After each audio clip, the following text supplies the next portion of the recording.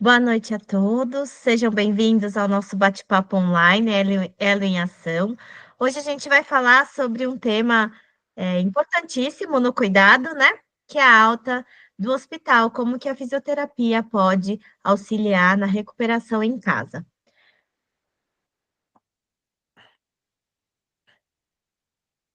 Bom, então, eu sou a Taila Mack, né? Eu vou ser moderadora do dia de hoje, e eu vou trazer aqui, né, a Caroline Saladini. Carol, vem falar um oi aqui para o pessoal. Oi, pessoal, sejam todos muito bem-vindos. É um prazer estar aqui com vocês.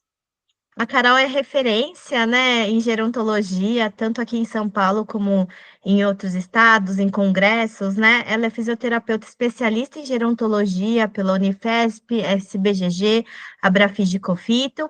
Ela é mestre em ciências do Departamento de Otorrinolaringologia da Unifesp, preceptora da residência de envelhecimento do PAD, né, na Unifesp, é do Conselho Consultivo da SBGG São Paulo, da diretoria dessa gestão de 2024 a 26 e é proprietária e responsável técnica da Elo Sênior. Carol, seja muito bem-vinda.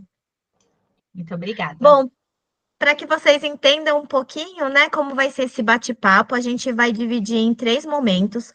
O primeiro momento, ela vai compartilhar um pouquinho conosco o conhecimento dela sobre essa temática, né, contextualizando um pouquinho para a gente como isso acontece, enfim, como isso se dá, né? E depois a gente vai para um segundo bloco, que são perguntas norteadoras. Então, selecionamos algumas perguntas que a gente achava que poderia ser comum, né, de dúvidas entre vocês. Então, a gente vai seguir essas perguntas. E num terceiro momento, a gente vai abrir para que vocês também possam compartilhar experiências, possam trazer dúvidas, questionamentos também para a gente debater em conjunto, tá bom? Eu peço a vocês que, caso vocês queiram se manifestar, né, por favor, utilizem os emojis ou pede para falar, não tem problema algum, a gente está aqui para compartilhar conhecimento juntos. E lembrando aqui que a Elo Sênior, é um compromisso nosso, né, da Elo Sênior, em oferecer apoio e informação de qualidade às pessoas que estão lidando com o envelhecimento, com a velhice, estão envelhecendo, né, ou que também promovem de alguma forma o cuidado, tá bom? Então, esse é o nosso intuito com a Elo em Ação. Bom, então, Carol, eu vou trazer aqui a temática e o caso, e aí eu quero que, por favor, que você compartilhe um pouquinho, tá? Meu pai vai ter alta após muitos dias internado. E agora? O que a gente faz?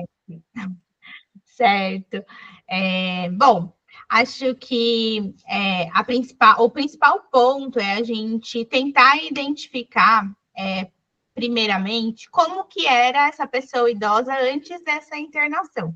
Então, como que ela era previamente a esse evento, que pode ter sido um evento agudo que gerou essa internação, ou às vezes ele internou para um procedimento eletivo e acabou muitas vezes tendo uma intercorrência no meio do caminho que precisou que ele ficasse mais dias. E aí, quando ele volta para casa, muitas vezes ele volta muito diferente de como entrou no hospital.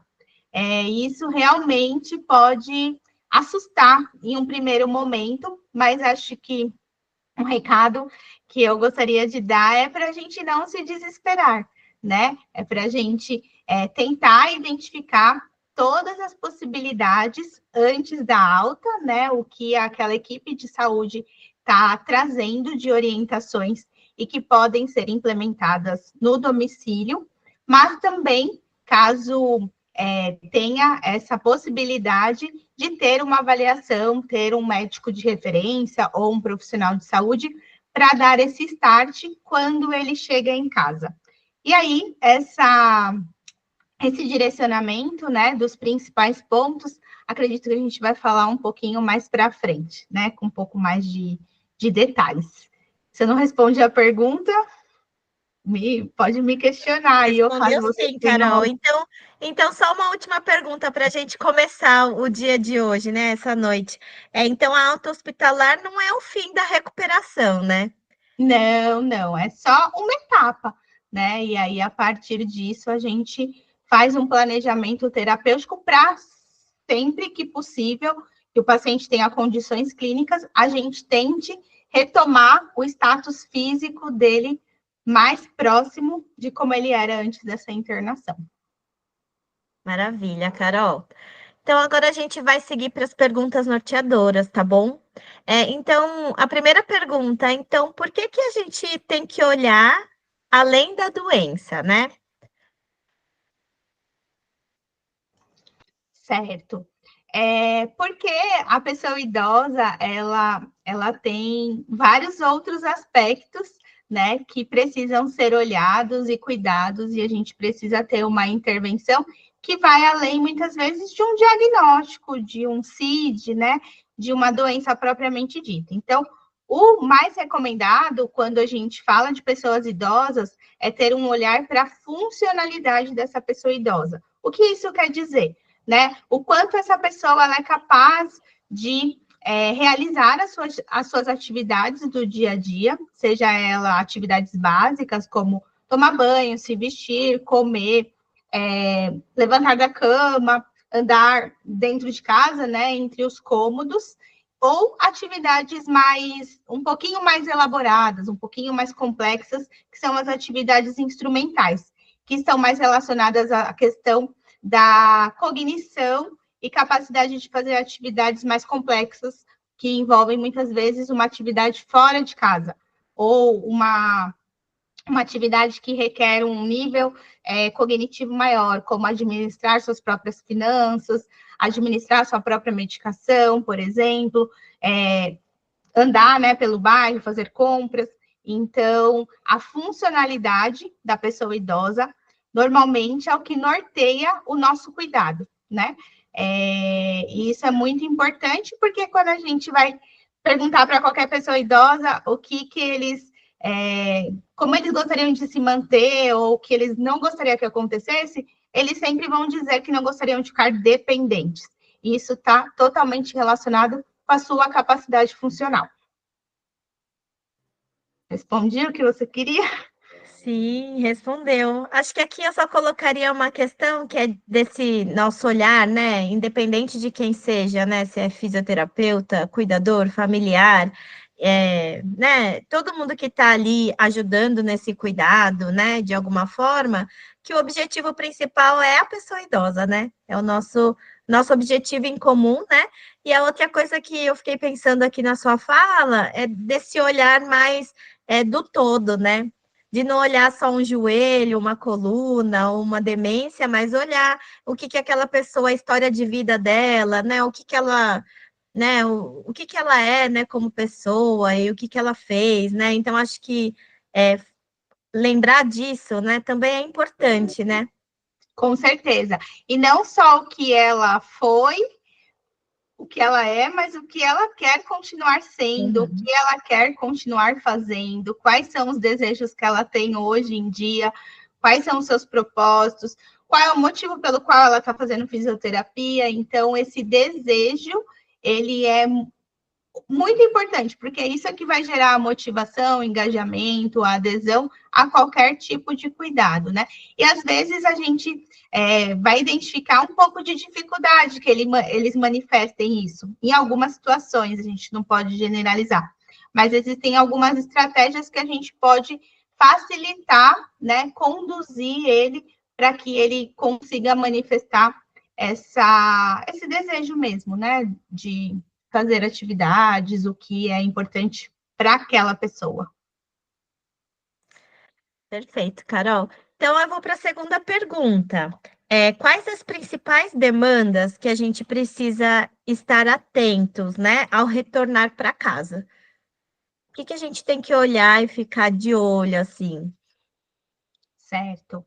Bom, como a gente falou, né, na primeira pergunta, uma pessoa ela é composta de várias particularidades e vários fatores envolvem a nossa funcionalidade, né? Então, a gente fisioterapeuta, obviamente, a gente vai puxar a sardinha para a questão relacionada aos aspectos físicos, à mobilidade, porém, existem vários outros fatores que vão impactar de alguma forma nessa mobilidade da pessoa idosa. Então, quando ele volta para casa, muitas vezes ele pode apresentar alguma alteração cognitiva, alguma flutuação de humor, desorientações. Então, às vezes, ele sofreu ali, durante a sua internação, um delírio, né? Muitas medicações, muitas intervenções, e ele volta um pouco desorientado para casa. Então, é importante a gente estar atento a isso, né? Se esse estado confusional é algo pontual, né? E que vai retornar ao status anterior. Então, às vezes, ele só está se adaptando novamente àquele ambiente. Isso pode gerar, às vezes, um pouco mais de agitação, agressividade. Então, são aspectos também que a gente precisa estar atento para tentar minimizar essas flutuações que ele possa estar apresentando. Isso da parte mais cognitiva, de humor, né? Nós devemos também olhar a questão nutricional, porque ela é muito importante, em especial nós que vamos, né, muitas vezes ter uma abordagem física, né? Então, a gente não deve gastar uma energia que esse paciente não tem ou está usando para se recuperar de determinada questão de saúde, né? Então, às vezes ele volta para casa com redução do apetite, muitas vezes por ter feito uso de muitas medicações, ou ele está com alguma alteração para engolir, tem alguma dificuldade, apresenta tosses, engasgos.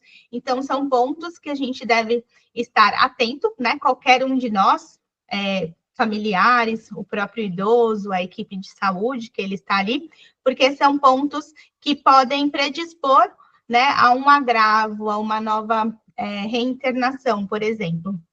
Outros aspectos que a gente deve olhar é sobre a sua capacidade de realizar suas atividades do dia a dia. Então, se antes ele realizava e agora ele não consegue realizar, por quais motivos? É uma questão física, é dor, é fraqueza, insegurança, recusa. Então, esses são pontos também de atenção. Acredito eu que mais? As questões das comorbidades, né? Então, os problemas de saúde existentes que essa pessoa idosa já tinha antes dessa internação e outros que possam ter surgido durante a internação ou consequências, né, dessa internação. As medicações em uso, então, às vezes ele já usava vários medicamentos, sai do hospital com outros novos, que às vezes podem ser temporários ou vão ficar de forma contínua, então é importante que tenha uma organização, uma gestão dessa medicação. Acho que é isso, tá? Não sei se estou esquecendo algum ponto que você queira. Eu acho que eu só incluiria, talvez, a questão de reinternar, né? Reinternações, idas ao pronto-socorro. Às vezes a pessoa volta para casa, mas a gente tem que ficar de olho se ela tá legal, se não tá, e vai para o pronto-socorro e volta para casa, né? E não interna ou interna. Então, acho que isso também é um ponto, né? Sim.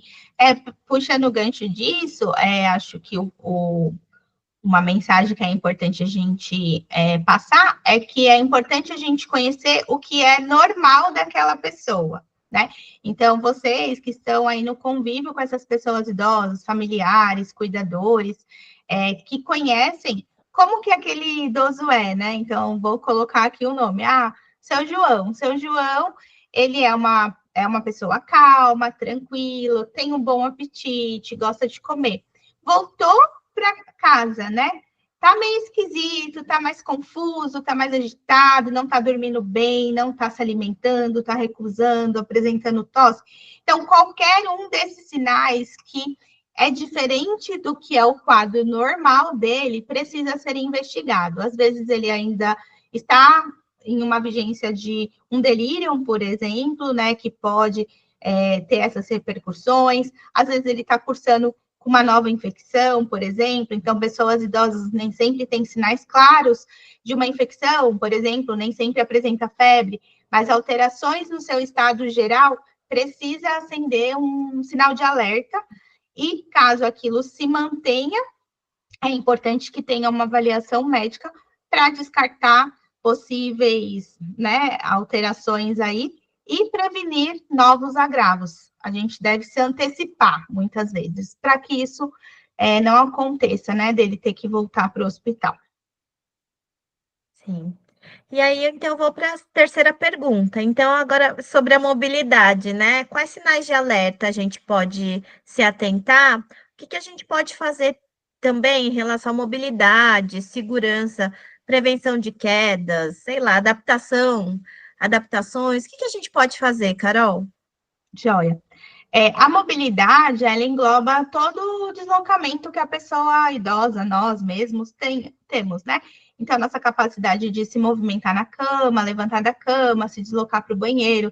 Então, ficar em pé é uma mudança postural que a gente fala, né? A gente conseguir caminhar com segurança. Então, todos os aspectos que têm algum impacto, né? Então, ele não consegue levantar da cama sozinho, está precisando de um apoio, ou ele não consegue ficar em pé, né? Se sente inseguro, as pernas parece que não vão se sustentar, né? Sente uma instabilidade importante para caminhar, está precisando de muito suporte, muito apoio para conseguir mudar de uma posição para outra, para andar, está precisando da ajuda de familiares, ou está precisando de um dispositivo de auxílio. Então, são sinais de que essa mobilidade está comprometida.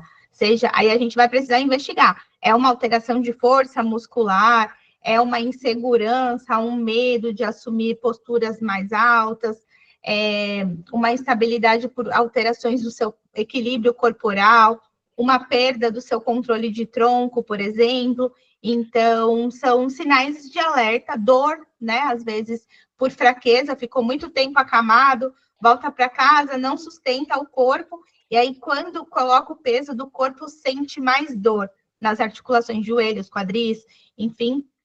Então, esses são sinais de alerta de que algum comprometimento da mobilidade está ali, né, piscando de que a gente precisa ter uma ação. E aí, sobre o que podemos fazer, então, acho que um ponto é a gente sempre prezar pela segurança, principalmente, né? Então, aquele idoso está em condições de assumir posturas mais altas. Clinicamente, ele está estável, ele não sente tontura, por exemplo, ao mudar de posição, a pressão dele não cai repentinamente, então apresenta uma hipotensão.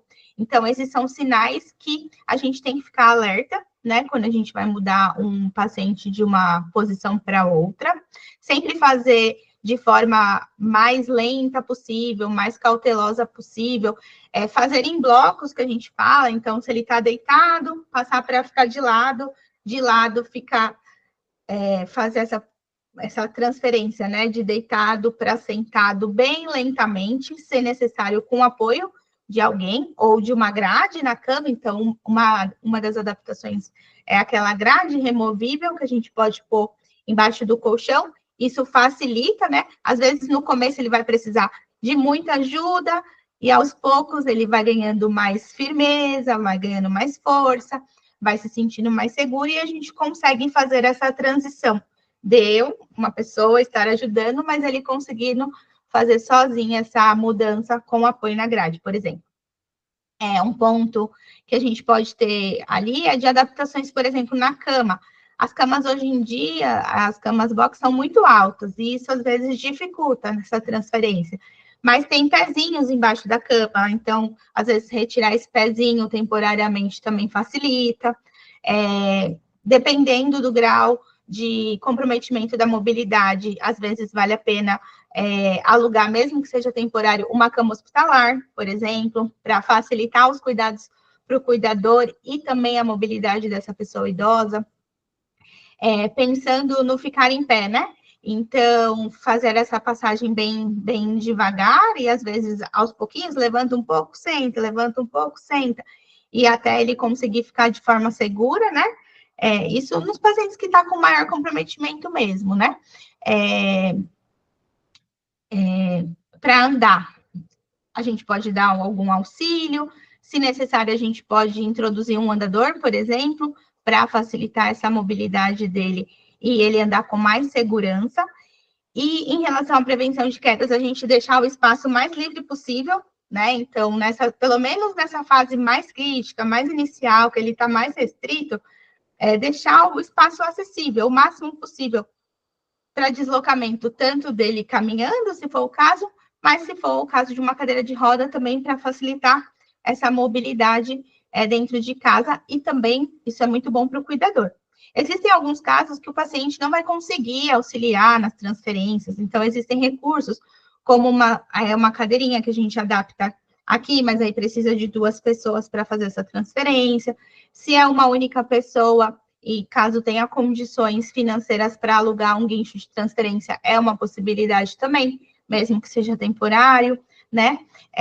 Existem vários vídeos também no YouTube que mostram, né? Muitos de equipe de enfermagem fazendo essas transferências usando uma travessa, que é como se fosse um lençol dobrado ao meio, atravessado na cama para facilitar essas transições, né? Que mais, tá? Acho que adaptações no banheiro também facilitam muito, então, colocar uma barra de apoio, fazer uso de uma cadeira higiênica, uma banqueta de banho, pelo menos para essa fase mais crítica. Às vezes, colocar aquele elevador de assento também ajuda bastante, né? Porque para essa transição postural, né? De sentado para em pé. Acho que é isso. Não sei se você quer complementar com mais alguma coisa. O que eu lembrei aqui por exemplo, às vezes sai usando fralda, né? E aí, mas a pessoa tem o controle, por exemplo, ele quer ir no banheiro fazer xixi, mas ainda tem dificuldade de ir, talvez usar um papagaio ou comadre, mas que incentive ele a ter esse controle mesmo, né? Para não perder isso também, já que ele está sentindo vontade e tudo mais, né? E talvez seja uma coisa boa também, né? Pensando em recuperar, sabe? Sim. O nosso objetivo é sempre tentar buscar como ele era previamente, não deixar que ele se torne mais dependente e apresente uma piora maior funcional, né?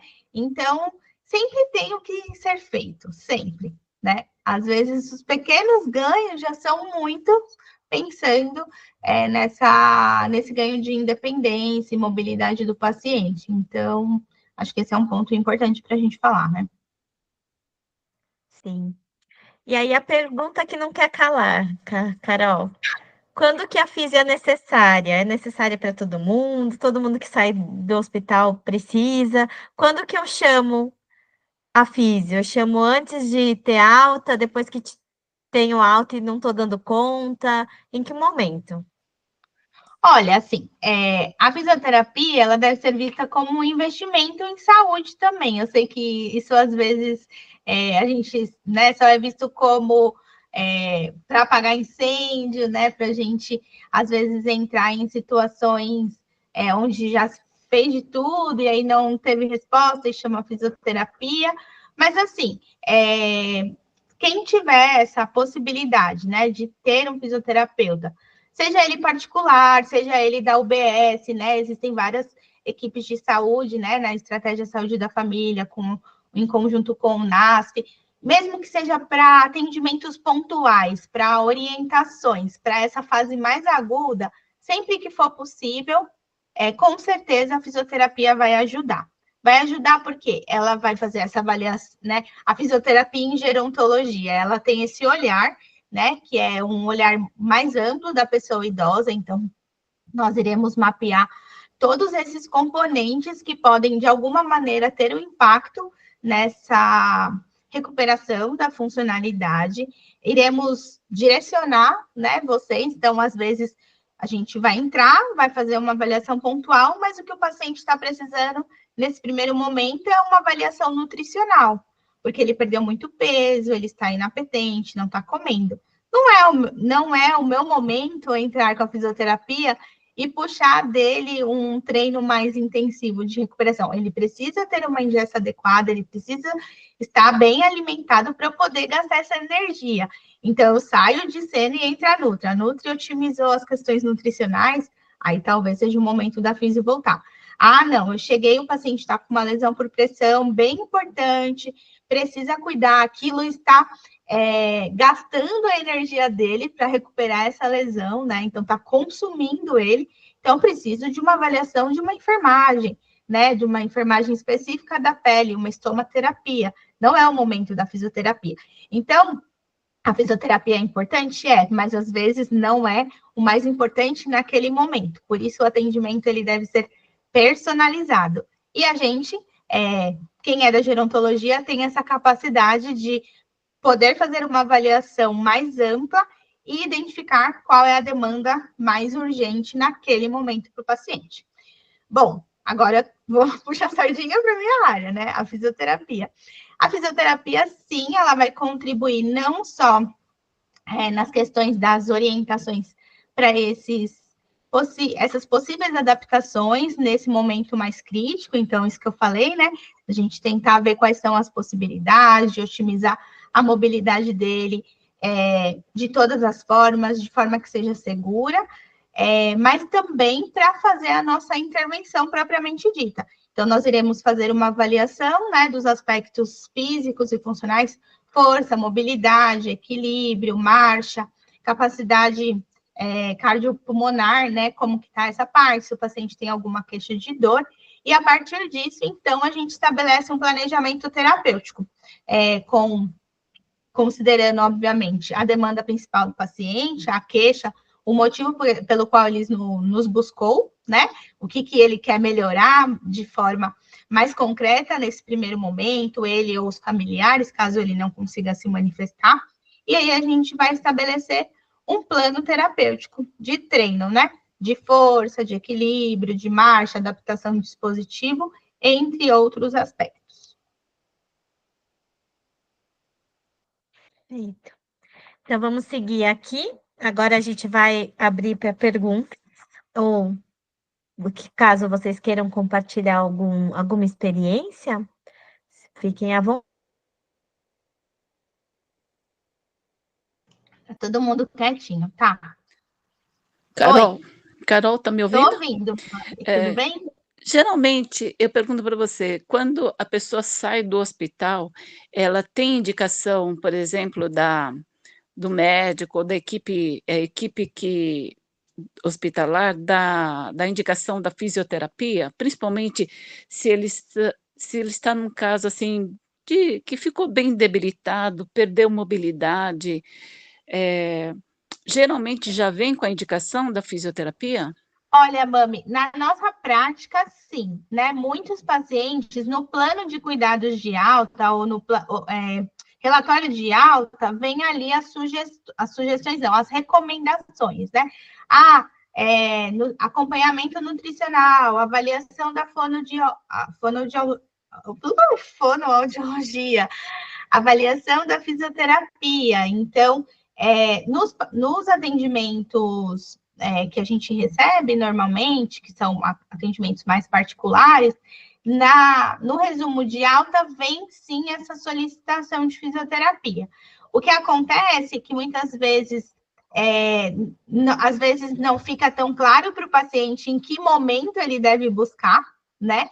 A fisioterapia só está dizendo ali que ele precisa fazer. Alguns vêm para início imediato, né? E às vezes vem também estabelecida a frequência das sessões.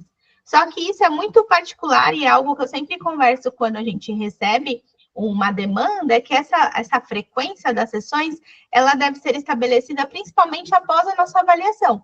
Por quê? Porque, como eu falei, às vezes ele vai ter outras demandas que não vai ter indicação de fazer uma fisioterapia numa frequência alta, né, naquele primeiro momento. Eu estou falando aqui com base na gerontologia e no que a gente vive na nossa prática, né? Então, a gente faz atendimentos de 1 hora, que dá em média 45 a 50 minutos de terapia propriamente dito, com um planejamento terapêutico bem desenhado, que tem como objetivo a evolução, né, dos exercícios, mas estimular o paciente a se manter ativo em movimento em casa deve ir além da fisioterapia. Então, esse é um ponto também bastante importante, que é a gente poder capacitar, treinar e contar com a rede de apoio dessa pessoa idosa, né? Com exercícios, com estímulos de movimento em outros momentos, porque senão, se a gente também deixar tudo só nas mãos da fisioterapia, é muito pouco, né? Ao longo da semana para ele fazer, ou mesmo de um dia, né? 1 hora ao dia, pensando que o dia tem 24 horas, ele precisa se movimentar bem mais do que aquela sessão, né? Não sei se eu respondi a sua pergunta, Mami, se tiver alguma... Obrigada. Tá bom, obrigada a você. Carol, eu não sei, aqui tá Jorge, mas eu acho que tá usando o celular do Jorge, né? Jorge Henrique. Ela é cuidadora e ela falou que a paciente dela dorme quase o dia todo depois que voltou do hospital. A paciente tem 89 anos e faz fisioterapia 4 vezes na semana. Ela tem Alzheimer, mas ainda é lúcida. Ah, é a Juliana. Ela comentou a respeito disso, né? Certo. Juliana, muito obrigada. Uma dúvida, ela voltou do hospital faz tempo ou foi assim, nos últimos dias, nas últimas semanas? Se você puder responder aqui no chat, se quiser abrir o microfone, fica à vontade também. 25 dias. É um tempo relativamente curto ainda, né? Apesar de ser quase um mês, aí realmente precisa investigar melhor. Ela não tinha esse hábito de sono antes, ela foi internada por qual motivo, né? E quais foram as intervenções que ela foi submetida durante essa internação. Então, esses são aspectos importantes para a gente investigar melhor, né? As medicações que ela está em uso, todo se mantém, ela está em desmame de algum. Então, esses são alguns pontos que a gente precisa avaliar. Acho que um ponto de atenção aqui é principalmente em relação à questão da alimentação. Se ela dorme quase o dia todo, eu fico me perguntando aqui como que vocês estão conseguindo ofertar uma alimentação de forma mais segura, né? Então, alerta. Pode falar. Então, o que acontece? Ela se alimenta, mas com o olho fechado, de tão cansada que ela fica. Se a gente consegue alimentar ela, fica, Dona Conceição, vamos lá. Preciso que a senhora se alimente. Ela consegue comer a comida toda, o prato dela todo, mas com o olho fechado. Acabou de comer, você põe ela na poltrona novamente, ela já está dormindo. Certo, obrigada. Então, na hora que ela está comendo, ela está respondendo, apesar de estar de olho fechado, né? Vocês conseguem ter esse controle. Que bom, fico menos preocupada nesse sentido. Aí você colocou aqui que ela tem asma também, né? E asma ela foi internada por conta disso, da crise asmática que ela teve. Compensou, né, a asma. Ela faz uso de oxigênio? Não. Foi só aquela crise mesmo. Aí ela toma olizapina, toma... esqueci os nomes lá, mas ela toma toda aquela sequência do Alzheimer mesmo, sabe? Certo. Às vezes é um padrão da doença dela, né? Então, considerando que ela tem uma demência, que é do tipo Alzheimer, às vezes, algumas pessoas, elas têm esse padrão um pouco mais hipoativo, que a gente fala, né? Mais sonolento. Uhum. Mas antes da internação, ela não ficava assim tão sonolenta. Ela tinha quadros. Tem dias que ela fica ativa o dia todo, mas tem dia, aí passa assim, 2 dias ativa, 5 nessa sonolência dela. Certo. E durante a noite ela dorme bem, apesar de estar sonolenta durante o dia? Dorme. Tá. Aí realmente seria importante, né, dar uma investigada melhor. Ela tem um médico de referência que vocês têm algum contato? Sim. Ele disse que provavelmente realmente é por conta da doença que está avançando, né? Sim.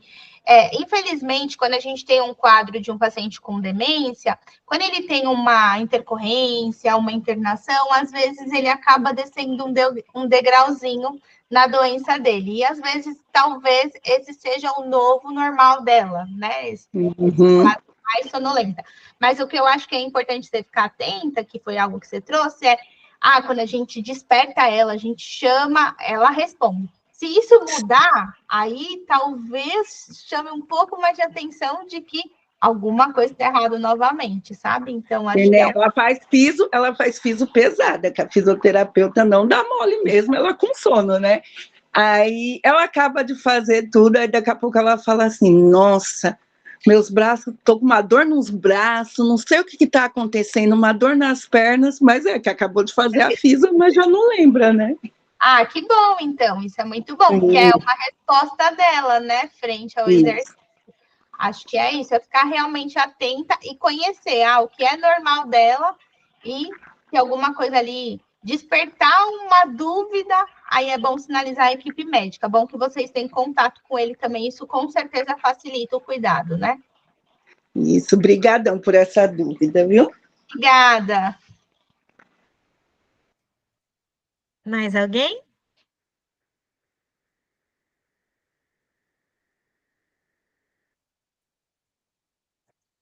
Carol, eu tenho uma pergunta aqui que tinham enviado antes. Você falou da fisioterapia, né, quando ela é necessária, mas por quanto tempo, assim, ela é necessária? É para a vida toda? Como que a gente determina, que chegou a hora da fisio sair de cena, ou enfim? Vai depender muito de quais são os objetivos, né? Aquilo que a gente falou lá no comecinho, quais são os desejos daquela pessoa idosa ou de quem está cuidando, né? A fisioterapia, ela pode atuar em alguns níveis, né? A gente pode atuar na reabilitação, então, teve uma intercorrência, o paciente ficou muitos dias restrito ao leito por conta da internação, voltou para casa. Eu tenho como objetivo ele, enfim, ganhar um pouco mais de firmeza nas pernas para me ajudar na transferência. Talvez esse possa ser o objetivo que a família tem, que o paciente tem, então a gente entra, atingimos aquele objetivo, a gente rediscute, mesmo que o paciente às vezes tenha outras demandas, se a família optar por finalizar, a gente cumpriu o objetivo pelo qual foi chamado nesse primeiro momento. Claro, se ele tiver outras demandas, a gente vai tentar buscar e suprir essas outras demandas. Talvez a gente chegue em um estágio que a gente não vai ter mais ganhos, né? Então, acho que esse é um ponto também. Se um paciente, previamente a essa internação, ele era mais independente, ativo, com certeza ele tem uma reserva funcional, que a gente fala, né? Uma poupança da sua capacidade motora boa. Então, a resposta dele frente ao que a gente vai fazer, com certeza vai ser bem efetiva, né? Mas, às vezes, o paciente mudou o status dele, né? Por uma questão de uma condição aguda, de uma doença, então, teve um AVC durante a internação, ou internou porque teve um AVC, ou teve uma fratura, por exemplo, às vezes a gente não vai conseguir retomar como ele era previamente, mas o que a gente é capaz de devolver para ele. Então, em conjunto, a gente vai estabelecer essas metas e a gente vai buscar, né, cumprir e chegar no resultado. O que a gente sugere aqui na Elo com os nossos clientes, normalmente é uma proposta inicial de um acompanhamento de 3 meses, que é um tempo que a gente consegue avaliar a resposta do paciente frente às nossas intervenções e também se o que a gente está oferecendo está indo, né, de acordo com as expectativas. E a gente tem métricas, né? Nós temos alguns testes físicos e funcionais que a gente monitora esse paciente desde a entrada, todos os meses, e aí a gente faz uma reavaliação para poder rediscutir esse planejamento terapêutico. É um paciente que tem perfil para alta, transição de cuidado para outro serviço ou para outro profissional. Então, às vezes, a gente super recuperou aquele paciente, ele teve uma boa resposta, muitas vezes ele vai se beneficiar muito mais de um atendimento com personal, por exemplo, ou ir para uma atividade externa, numa academia, num pilates, por exemplo. Então, vai sempre ao encontro dos desejos que ele tem, né? Então, eu falo que é bastante personalizado, né? A gente não é engessado aqui. A gente vai fazer o que precisa ser feito, né?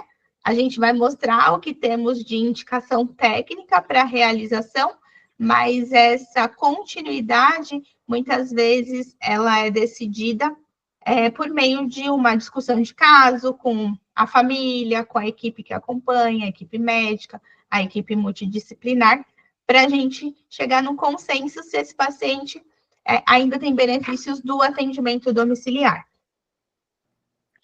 Muito bem, Carol. Alguém mais tem alguma pergunta? Senão a gente vai seguir para o final do nosso encontro. Bom, só lembrando aqui, né, que então é importante a gente entender que esse acompanhamento é com um profissional qualificado, né? É um fisioterapeuta qualificado para fazer esses atendimentos e seguir aí pós a alta, né? E que eu também acho importante aqui a gente, né, mostrar, né, esse apoio e reconhecimento ao trabalho incansável dos cuidadores também. Eu acho que a fisioterapia funciona, mas os cuidadores são chaves, né, para todo esse cuidado. Então, são grandes parceiros nossos, né, da fisioterapia. Acredito que a Carol tem aí a mesma percepção. Com certeza. Eu falo que eles são o elo, né? Entre nós e o paciente, porque sem eles não adianta nada nosso trabalho, porque é o que eu falei, a gente vai lá, faz a nossa sessão, seja de 1 hora, e depois a gente vai embora. Quem é que vai incentivar ele em outros momentos, vai reforçar o que a gente orientou, vai, né, fazer ajustes? Então, com certeza faz toda a diferença a gente contar com a rede de apoio. A gente sabe que às vezes é cansativo, que a gente está demandando mais uma atividade em meio a tantas, né, que os cuidadores fazem, mas vocês fazem total diferença e vocês conhecem o paciente melhor do que ninguém, né, porque estão convivendo com ele muitas horas ao longo do dia. Bom, então aqui a gente tem um guia para vocês sobre o tema, tá bom? Se vocês quiserem ver aqui com QR Code, tá bom? É um material feito com muito carinho para vocês, com dicas de tudo que a Carol falou aqui um pouquinho, né? De como vocês podem identificar alguns sinais, né? E algumas dicas dentro do cuidado que a gente pode oferecer aí, tá bom? Espero que vocês gostem. Dentro disso também tem vários materiais, né? Vários estudos e também outros materiais diversos ali para que vocês possam. Oi? Complementares. Obrigada, é isso mesmo.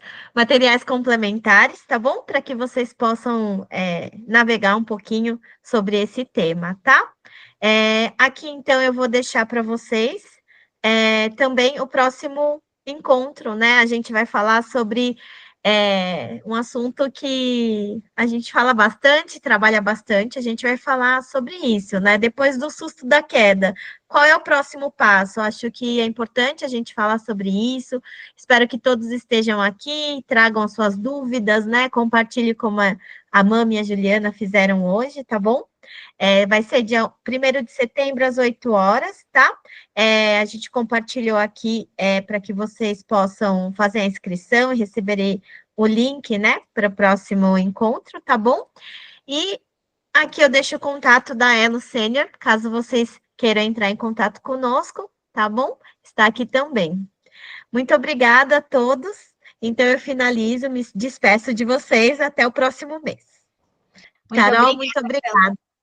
Obrigada, pessoal, pela participação e a gente espera vocês no próximo. Compartilhem com as pessoas, o vídeo depois vai subir para o YouTube e vocês podem assistir novamente, compartilhar com outras pessoas, tá bom? Obrigada, boa noite. Muito obrigada, até a próxima. Até. Boa noite. Boa noite.